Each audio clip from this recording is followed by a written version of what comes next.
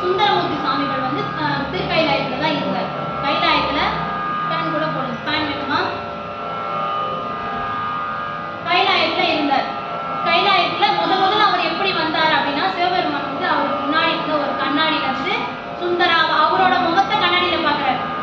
சிவபெருமான் அவரோட முகத்தை கண்ணாடியில பார்த்து சுந்தராவா, அந்த அழகான தோற்றம், சுவாமி அவரை கண்ணாடியில பார்த்து அழகா இருக்கு சுந்தராவா அப்படின்னு கூப்பிடுறாரு. கூப்பிட்டதும் கண்ணாடியில இருந்து ஒரு உருவம் வருது, அதுதான் சுந்தரமூர்த்தி சுவாமிகள்.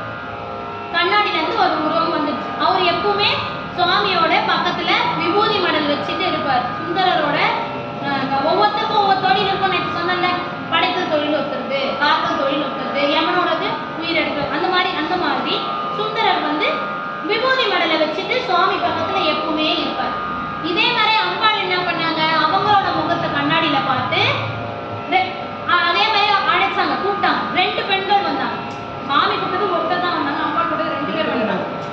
ஏன்னா அவங்களோட அழகுக்கு ஒரு உருவம் பத்தாது, 2 உருவம் வந்துடுச்சு அதுல இருந்து. அவங்க பேரு கமலினி அணிந்தித்தை. 2 பெண்கள் வந்தாங்க, அம்பாள் கூப்பிட்டதும் 2 பெண்கள் வந்தாங்க, கமலினி அணிந்தித்தை அப்படி 2 பேர் வந்தாங்க. இப்ப இவங்க வந்து சுந்தர கைலாயத்துல என்ன கொண்டு செய்யறாரு, விபூதி மடல் குடிச்சிருக்காரு. அதே மாதிரி இவங்க என்ன கொண்டு செய்யறாங்கன்னா, தினமும் பூ பறிச்சு அதை மாலையா செஞ்சு சுவாமிக்கு போடுறது, அம்பாளுக்கு போடுறது தான் கமலினி அணிந்தித்தை அவங்க 2 பேரோட வேலையா இருந்துச்சு. இப்போ வந்து நான் சொன்ன மாதிரி பனிஷ்மெண்ட் கொடுக்கணும்னா, நீ தப்பு பண்ணிருக்க, முதல்ல உன்னை பக்கத்துல இருக்கவன் என்ன தூண்டுவான்ல, பக்கத்துல இருந்து என்ன சொல்லுவாங்களே, அக்கா தங்கச்சி இருக்காங்கன்னா என்ன சொல்லுவாங்க, அது முதல்ல அதை எட உன்னை தூண்டுவான், அதை எடு, அவன் மாட்டிக்கூடாது இல்ல, அதனால உன்னை தூண்டுவான், அதை எடு அவன் பாக்குறதுக்குள்ள அதை எடு.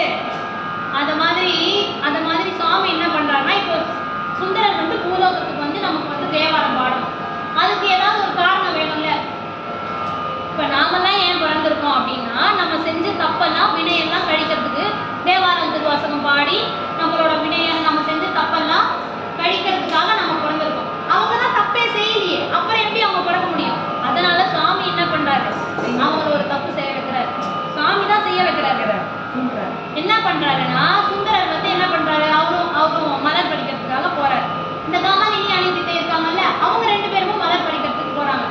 சுவாமி என்ன பண்றாரு, சுந்தரரை நினைக்க வைக்கிறாரு. இந்த மாதிரி அந்த 2 பெண்களும் அழகா இருக்காங்களே, பார்த்தப்பா நீங்க விஜய் ஸ்கிரீன்ல பார்த்தா என்ன சொல்றீங்க, அப்பா விஜய் ஆக்டிங் சான்ஸே இல்லை அப்படின்னு சொல்றீங்கல்ல.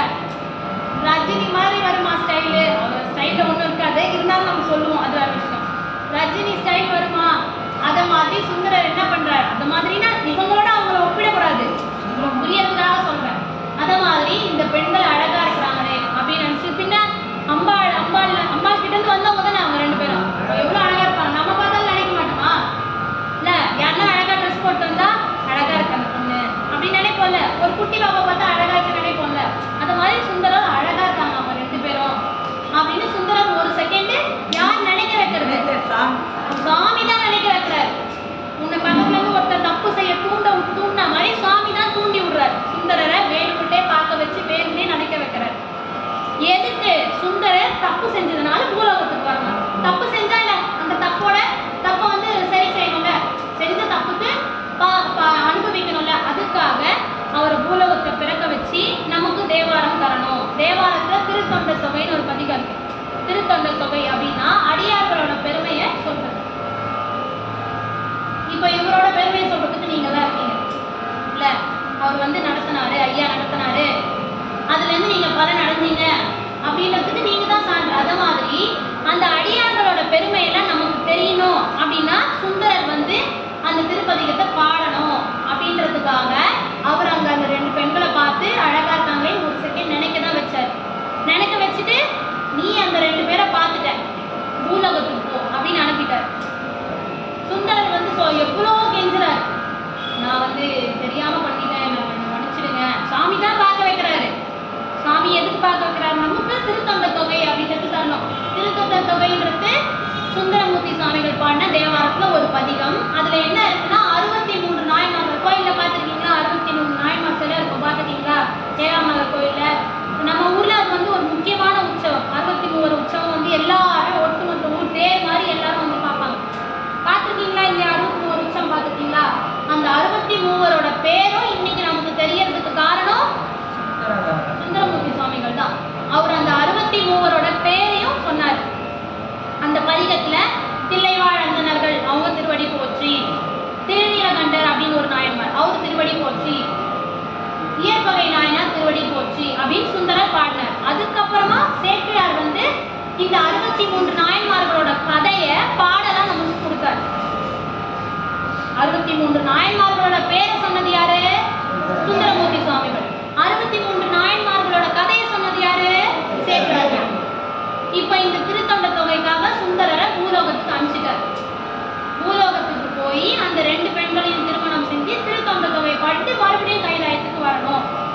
சொல்லிடுறாரு. இப்போ அவரு கைலாயத்துல இருக்காரு சுந்தரர். இதெல்லாம் நடந்து முடிச்சு அங்கிருந்து இங்க வராருல, பூலோகத்துக்கு வந்தா எல்லாமே மறந்துடும். இப்போ நான் போன ஜென்மத்துல என்ன வாழ்ந்தோம் நமக்கு தெரியுமா?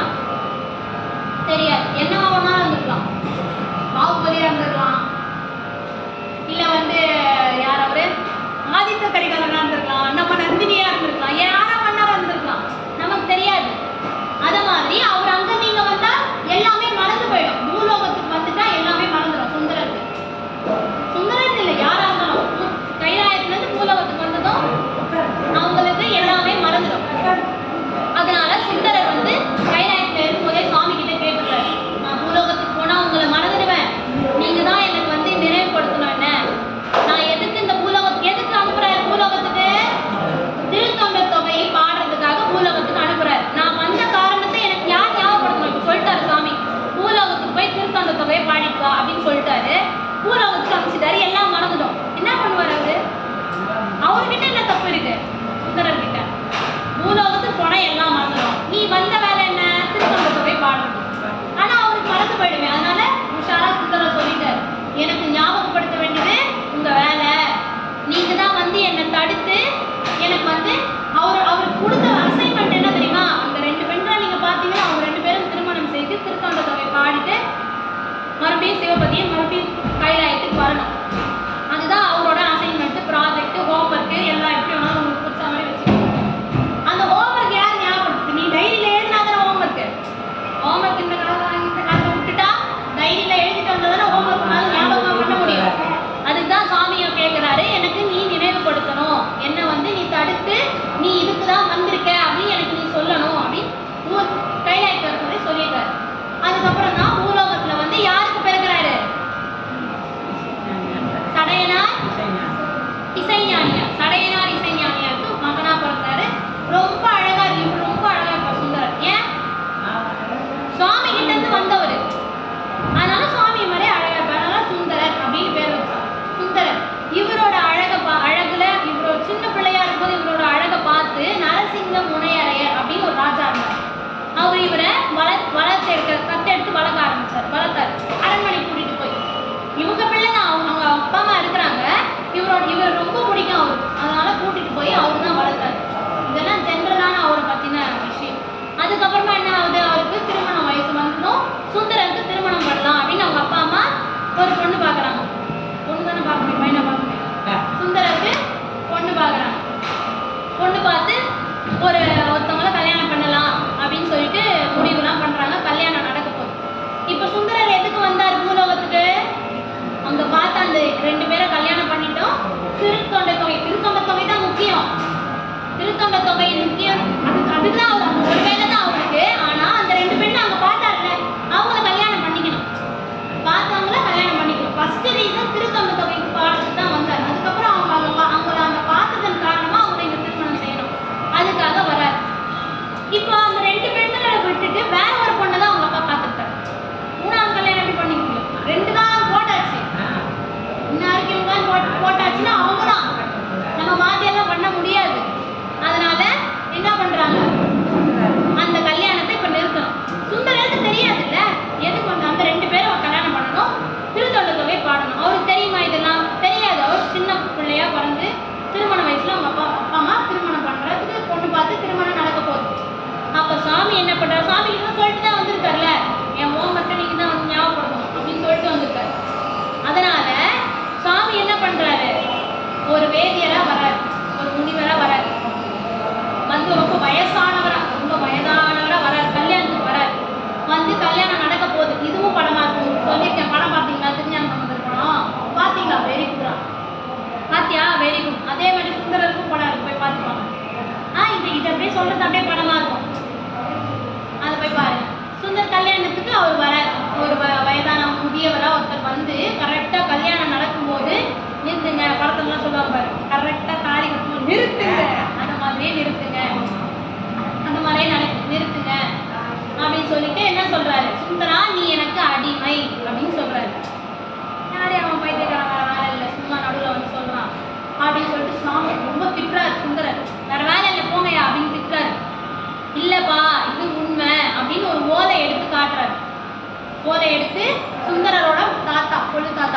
எழுதியிருக்காரு இந்த மாதிரி, நானும் என்னோட சந்ததியினர் மொத்தமும் இந்த பெரியவருக்கு அடிமை அப்படின்னு எழுதுறாரு. அடிமைனா அவங்க கூட இருந்தா அவங்க வந்து செஞ்சு அவங்க பார்த்துக்கிறது எல்லாமே அவங்க வேலை. அத மாதிரி அவங்க தாத்தா எழுதி வச்சிருக்காரு. யாரோட தாத்தா? சுந்தரரோட தாத்தா எழுதியிருக்காரு அப்படின்னு சொல்லிட்டு ஒரு ஓலை எடுத்துட்டு வந்து காட்டுறாரு. சுந்தரர் அதை வாங்கி படிக்கிறார். இந்த மாதிரி வந்து நானும் என்னோட சந்ததியை எல்லாரும் இந்த பெரியவருக்கு அடிமை அப்படின்னு அதில் எழுதி. உடனே என்ன பண்றாரு? அக்னி குண்ட கொல்ல அதுல கிழிச்சு போட்டுறாரு. இது இருந்தா தானே, இது இல்லைன்னா நீ எப்படி அடிமைன்னு சொல்லுவ அப்படின்னு கிழிச்சு அதுல போட்டுறாரு. ஓலை எடுத்து போச்சு. அப்புறம் என்ன சொல்றாரு அந்த தாத்தா தெரியுமா? இந்த மாதிரி நீ பண்ணுவேன்னு எனக்கு தெரியும், அதனாலதான் நான் ஒரிஜினலை எங்க ஊர்ல வச்சிருக்கேன். ஒரிஜினலை வச்சுட்டு ஜெராக்ஸ், அப்பவே ஜெராக்ஸ் எல்லாம் போட்டுருக்காங்க பாருங்க.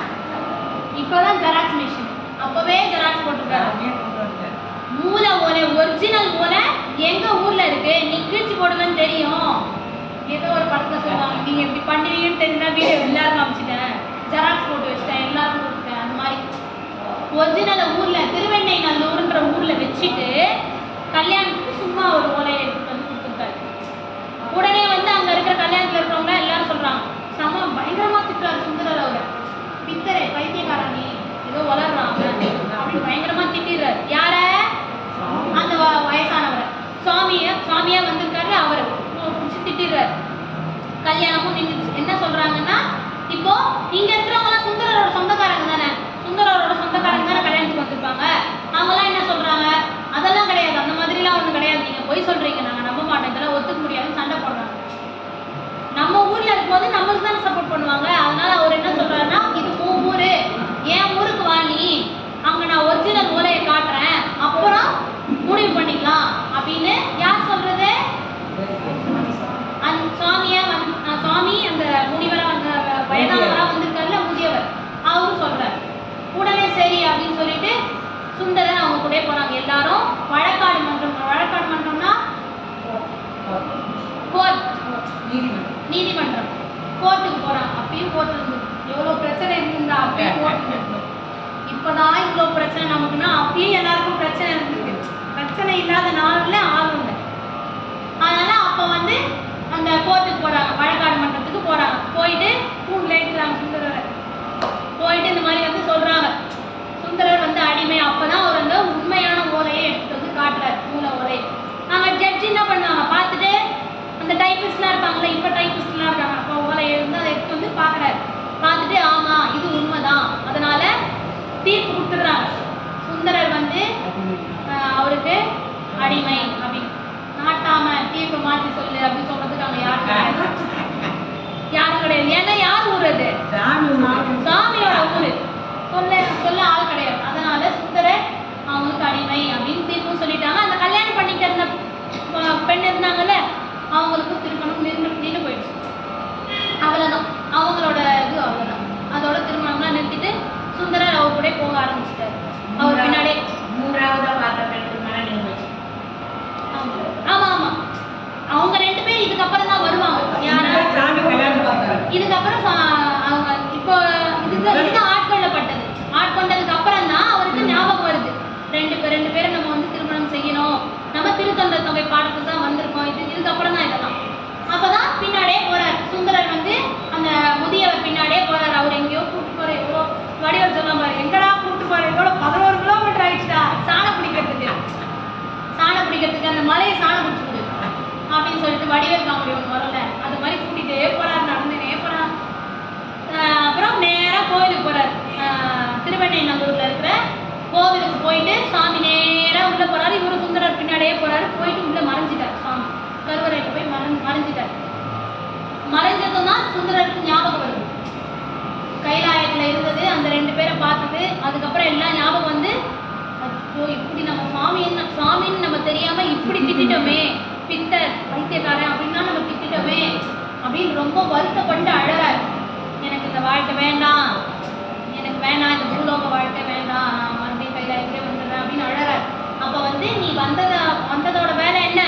திருத்தொண்ட தொகை பாடணும், அதனால நீ இருந்து தமிழால் என்னை பாடு அப்படின்னு வந்து சுவாமி சொல்லிடுறாரு. நான் எப்படி பாடுவேன் அப்படின்னு சொன்ன ஒரு பாட்டு எழுத சொன்னா நீ என்ன சொல்ற? நான் எப்படி எழுதுவேன்? எழுதுற பாட்டு வேணா பார்த்து எழுதுறேன்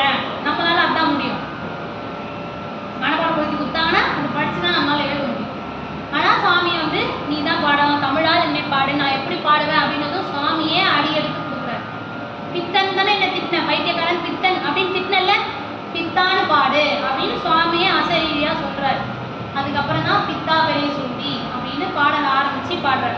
அதுக்கப்புறம் ஒவ்வொரு தலமாக போறார். திருஞான சம்பந்தர் ஒவ்வொரு தலமாக போயிட்டு சாமியை வழிபடுறார். அதே மாதிரி சங்கிலி நாச்சியார், பறவை நாச்சியார், அங்க 2 பேர் சொன்னல, கமலினி அணிந்தித்தை, அவங்க 2 பேரும் திருவொற்றியூர்ல சங்கிலி நாச்சியாராகவும் ஒருத்தர், திருவாரூர்ல பறவை நாச்சியாரா ஒருத்தர். ஓகேவா? 2 பேரு கமலினி அணிந்தித்தை, அவங்க 2 பேரும் பூலோகத்துல சங்கிலி நாச்சியார் வந்து திருவொற்றியூர்ன்ற ஊர்ல பிறக்கிறாங்க. ஒரு பொண்ணா பிறந்து அவங்களும் வளர்றாங்க. இதே மாதிரி திருவொற்றியூர்ல யார் பிறக்கிறா? சங்கிலி நாச்சியார். பறவை நாச்சியார் வந்து திருவாரூர்ல பிறக்கிறாங்க. ஓகேவா? இவங்க 2 பேரும் ஒவ்வொரு ஊர்ல பிறந்து வாழ்ந்துட்டு இருக்காங்க. அதே மாதிரியே சுந்தரர் ஒரு நாள் ஒருத்தரை பார்த்து ரெண்டு பேரையும் பார்த்து நினைவு வருது, இவங்க நம்ம திருமணம் செய்யணும் அப்படின்னு. 2 பேரையும் திருமணம் செஞ்சுக்கிறாரு. அதே மாதிரியே திருத்தொண்ட தொகையும் பாடி முக்தி அடைகிறார். திருவஞ்சை காலத்துல போயிட்டு சுவாமி வெள்ளை யானை அனுப்புறாரு. அந்த வெள்ளை யானையில அப்படியே கைலாயத்துக்கு போயிட்டார். ஃப்ளைட், நாம இங்க ஃப்ளைட்ல போறோம்ல, ஏர் இந்தியா, அந்த மாதிரி அவரு வெள்ளை யானையிலே போயிட்டார் கைலாயத்துக்கு. இதுதான் சுந்தரரோட வரலாறு. அதுக்கப்புறம் நிறைய சுந்தரர் வந்து காஞ்சிபுரத்துக்கு நிறைய பதிகம் பாடியிருக்காரு. கச்சி ஏகம்பம் பதிகம், கண்ணோடி இறந்து பொய் சொல்லிட்டார்.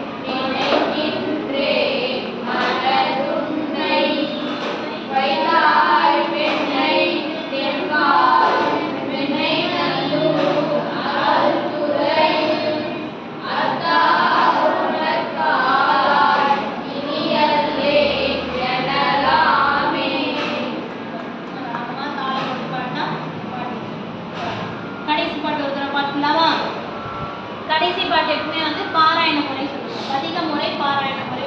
பதிக முறை அப்படின்னா நம்ம இப்போ தாளம் போட்டு பொறுமையாக பாடுறோம்ல, இதுக்கு பேர் பதிக முறை. முதல் பாட்டு.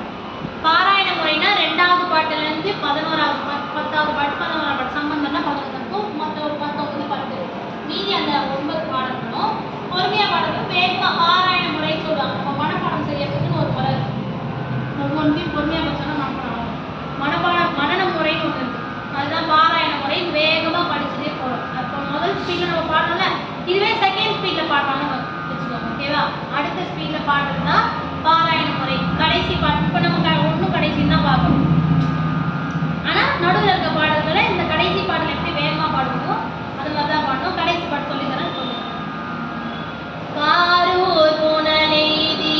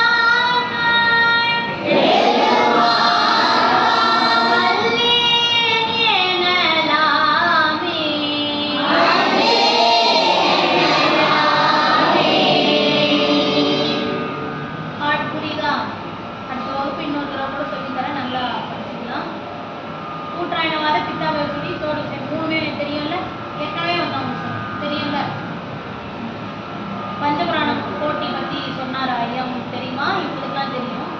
பஞ்சபுராண போட்டி வந்து நடக்குதுப்பா. ஆன்லைனில் நம்ம வந்து அது ஒரு கூகுள் ஃபார்ம் மாதிரி ஒன்று வரும். அதில் வந்து உங்கள் வாட்ஸ்அப் நம்பரும் உங்கள் பேரும் தந்தையார் பேரும் கேட்பாங்கன்னு நினைக்கிறேன். இது 3 கொடுத்துட்டா போதும். கொடுத்து அவங்க வந்து உங்களை கான்டாக்ட் பண்ணுவாங்க. இன்றைக்கி வந்து நீங்கள் வந்து முடிச்சு காட்டணும் அப்படின்றது. பஞ்சபுராணம்னா என்னென்னது? தேவாரம்,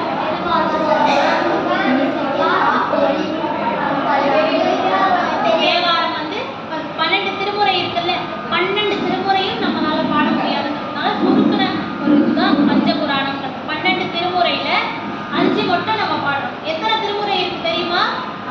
12 திருமுறை இருக்கு. தேவாரம், திருவாசகம், திருவிசைப்பா, திருப்பல்லாண்டு, திருமந்திரம், அது மாதிரி 12 திருமுறை இருக்கு நம்மளோட சைவ சமயத்துக்கு. இப்போ வைணவர்களுக்கு என்ன நூல் நீங்க படிச்சிருக்கீங்களே? 4000. அது யாரை பத்தி? பெருமாள், ஆழ்வார்கள் பாடினது பெருமாளை பத்தி. இது நம்ம சிவபெருமானை பத்தி 12 திருமுறை. இப்போ பெருமாளை பத்தி பாடினா 4000 திவ்ய பிரபந்தம்னு ஒரு நூல். 12 ஆழ்வார்கள் பாடினாங்க. அவங்க வந்து பெருமாளை பத்தி பாடிருக்காங்க. அதே மாதிரி நம்ம சிவபெருமானை பத்தி பாடுற இந்த 12 திருமுறை மொத்தம் 27 ஆசிரியர்கள் பாடிருக்காங்க. எத்தனை பேரு? 27. அதுல ஃபர்ஸ்ட் யாரு சொல்லுங்க பாக்கலாம்? திருஞான சம்பந்தர், திருநாவுக்கரசர், சுந்தரர், மாணிக்கம். 4 பேர் தான் முதல் 4 ஆசிரியர்கள். ஓகேவா? 12 திருமுறையை சுருக்கி தான் நம்ம 5 பஞ்சபுராணமா பாடுறோம். 12 திருமுறையில 40 நூல். ஓகேவா? 27 ஆசிரியர்கள் இருக்காங்க. 27 ஆசிரியர்கள். அதுல முதல் 4 நம்ம பார்த்துட்டோம். திருவிசைப்பா, திருப்பல்லாண்டு 1, 2, 3 திருமுறை. 12 திருமுறையில முதல் 3 திருமுறை திருஞான சம்பந்தர் பாடுறாங்க. சொல்லியிருக்கா? தெரியும்.